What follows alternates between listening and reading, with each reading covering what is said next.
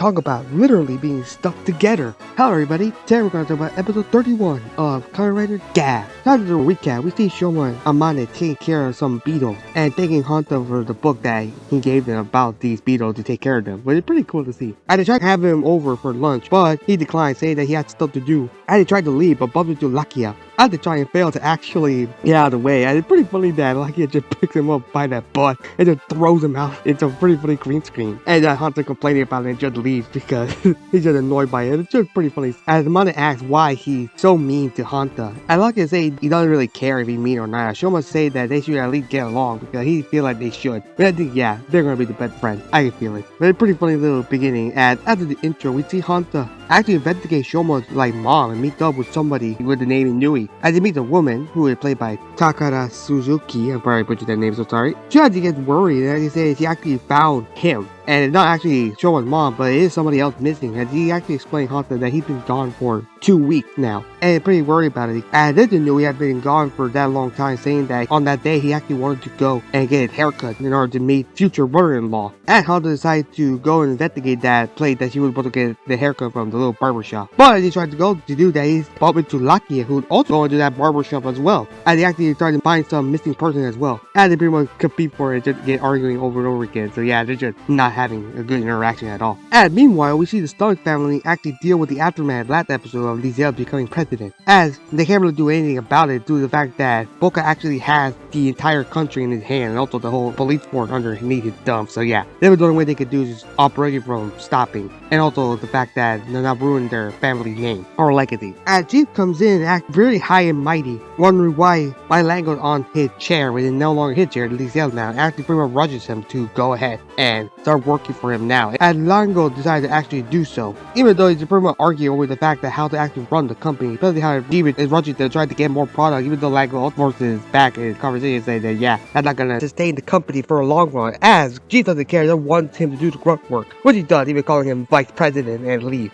I got the pretty much question what Chief's endgame. Interestingly, Chief said that he doesn't hold a grudge against her, which she actually makes a weird looking face, which made me think that she might take advantage of the information that he doesn't see her threat or the fact that he doesn't have a grudge against her. So yeah, I'm gonna think that she's gonna take advantage of that situation. And meanwhile, our duo goes to the barbershop as Hunter tells Lakia to just stay behind and not try to go gun blazing until he figures out what's going on. And he goes to investigate as the barber tried to make him leave, saying that he had the last client, but Hunter definitely tried to say that he wanted to get a haircut now because he had something important to do. And the barber is set. And Hunter looked around, wanted to know what the barber is doing as well, because he's dropping hints about the fact that he heard the play from a friend yesterday, me and Nui, which seemed to shock the barber, who introduced the barber played by Teppei Takaguchi. I probably butchered that name, although I'm so sorry. It does it pretty well done, acting very surprised for the fact that he thought he heard it from Nui yesterday, but then tried to act calm when he said that, yeah, he must have heard it from yesterday. Actually, he pulled on Hunter little detective mode, saying that, yeah, he definitely knows something up, but to find evidence, which he does, actually find Inui's phone and strap. That he saw from a picture that his sister showed him earlier in the episode, saying that he finally found the evidence. Now he's just gotta find a way to stay calm and get the other client to leave before he attacks him. But then Lakia comes in, wondering what's taking so long. And Hunter complaining until the barber is shocked to actually see Lakia now realizing that they're both writers. And Hunter annoyed that they're covered in blood and just allows the client to get out before the barber transforms into the Ripper Ground. And I gotta say, the suit looks really cool. I love the design, I love how the little blade come out. I really like how it looks like a mantis overall. I gotta say, the Ground design might be my favorite one. And judging by the fact that it's gonna be a important layer plot point, I can see why they gave a lot of emphasis on design for his knives and all that. Also pretty good to call Ripper, kind of like Jack the Ripper, something like that. So you can see why he actually called Ripper Ground.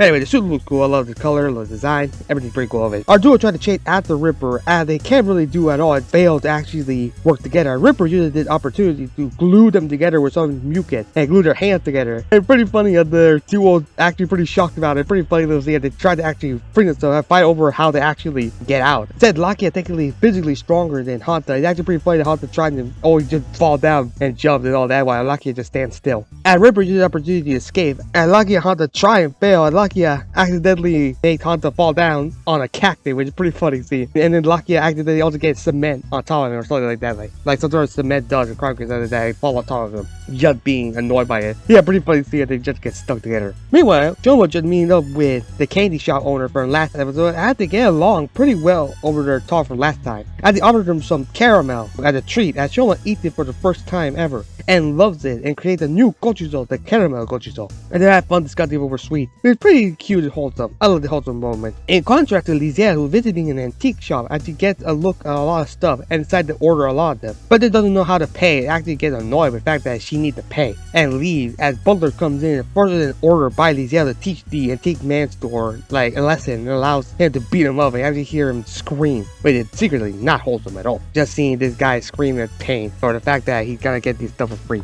As another funny scene, we see Amane try everything to free the rider from their muget thing, even using like some sort of pickaxe, screwdrivers, other than that. A chainsaw, which is shocked like it at. But I did more shocked that he actually has one. And even a bomb. Which just made me question, where the hell did she get a bomb from? How did she get it? I didn't know police officer took it away from her. Like, I'm just shocked she had everything. Well, you know, they stop it before they actually explode because it's a good thing because one, it's inside. You could use the bomb outside. Also let them transport to their rider form first and then use the bomb. But oh well. I think pretty much say that she's not really a miracle worker, so she doesn't know what else to do in this situation. And the two riders complain about their situation. And Hunter thinks that they should go find Ripper instead and have him cut them out and free themselves. And Lucky decided to just call out Hunter saying that he's an idiot for thinking this situation and that idea. Even giving him some receipts of how he had trusted Suga, punching Shoma, trusting bitter and confusing him with Shoma. We were calling him an idiot through and through, and I just like that. Lucky calling Hunter out. It was pretty funny to see. And Hunter still trying to argue against Lucky, saying that, you know, he's an unemotional man and should not be accepting his gift. Pretty much saying that they will never be friends, even though Amane trying to break them up. Which I gotta say, yeah, they will be best of friends. I'm calling now. He's just gonna be the best of his friends when one of them dies. And some Gochu's trying to tell them about Ripper's location, and doesn't annoy the fact that Amane and Hunter can't actually understand him at all. And Lucky actually does actually guess what Ripper is, and they get happy as he drags Hunter with him through the floor to go find Ripper. And Amane contacts Shoma about the situation. And we see Shoma get caught up beat over what's happening and decide to go help them out. But he actually hears a scream. With probably the antique shop owner being beaten up by the butler person. As Ripper is hiding in a shrine temple explaining about the deadline for the Stomach Ink. And I see the pregnant woman, and I just got worried that he's gonna compress 2 for 1, which would probably be the ultimate happiness. But our riders come in to stop him. And by rider, I just mean Lakia dragging Hunter through the floor. And they transform, pretty funny scene as Lakia does a little cup in and just stands still and actually almost drowning Hunter in the pudding. Pretty funny scenes like Hunter tried to tell the Choco to get inside his gun to survive. But the Choco understands, gets in it, and they both transform to their rider form. I gotta say, pretty funny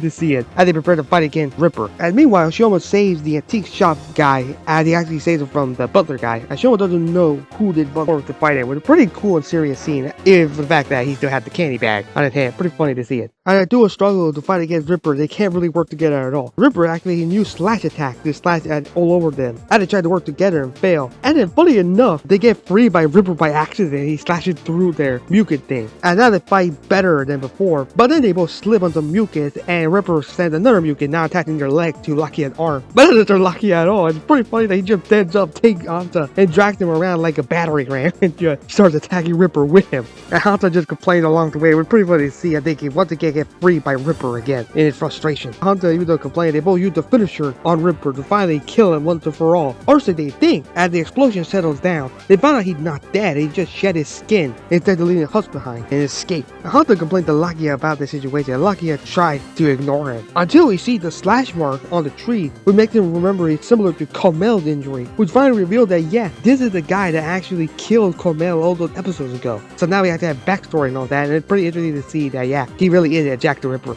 And because the Shoma's still struggling against the butler guy, even though he managed to burn him a little bit, Butler's not complaining at all. That is until Butler is stopped by Liziel as he decided to stand down, as Shoma wonders what's happening right now. And pretty cool to realize that Butler actually wanted to bulk a minion, kind of similar to the agent or Shoma's Gojiso. Which makes it pretty interesting to see how they can all create minions, but not the poor people, lower class. I wonder what that's about. As she wants Shoma to join her for a little break and tea at the episode end. Overall, it was an okay episode, mostly focusing on a comedy side rather than anything else. I did find the joke funny, especially then. It is pretty funny we actually have Lucky and Hunter working together and then bouncing off one another. Well, not really bouncing off, more like they can't actually stand each other and just struggle and they actually work together. It's pretty funny to see. Also, wondering what Lisa's gonna do now that you want to talk with Shoma, making me think that she might actually start going for him rather than G. Might find him more interesting. We have to wait and see. Also, what the whole thing about Ripper, especially then we're gonna find out next episode that yeah, he was the person that killed Comel. I want to know what that's all about. I need to see more of that. Also, another thing is the fact that Jeep is now running over